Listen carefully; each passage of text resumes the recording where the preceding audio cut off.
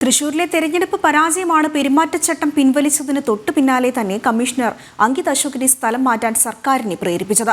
പൂരം അലങ്കോലപ്പെടുത്തിയതും അതിന് പിന്നാലെയുണ്ടായ വിവാദങ്ങളും തുടർന്നും തിരിച്ചടികൾ നൽകുമെന്നും CPM ആശങ്കപ്പെടുന്നുണ്ട്.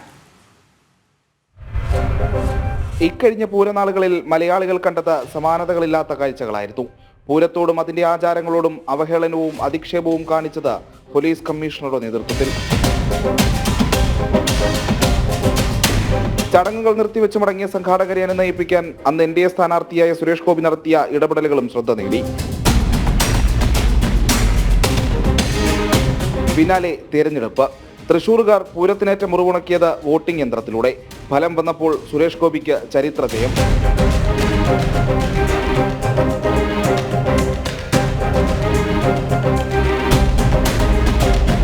തൃശൂരിലെ തെരഞ്ഞെടുപ്പ് പരാജയത്തിന് മുഖ്യ കാരണം പൂരം അലങ്കോലപ്പെട്ടതാണെന്ന് CPM തിരിച്ചറിയുന്നു. അത് സർക്കാരിനോടും മുഖ്യമന്ത്രിയോടുമുള്ള വെറുപ്പായി മാറിയെന്നും പാർട്ടിക്കറിയാം. പൂരം തടസ്സപ്പെടുത്തിയവർക്കെതിരെ സർക്കാർ കൃത്യമായ നടപടി സ്വീകരിച്ചിട്ടുണ്ടെന്നാകും ഡാമേജ് കൺട്രോളിലിറങ്ങുമ്പോൾ CPM-ന്റെയും LDF-ന്റെയും വിശദീകരണം. ഇല്ലെങ്കിൽ ഭാവിയിലും തിരിച്ചടി നേരിടുമെന്ന ഉത്തമ ബോധ്യവും പാർട്ടിക്കുണ്ട്.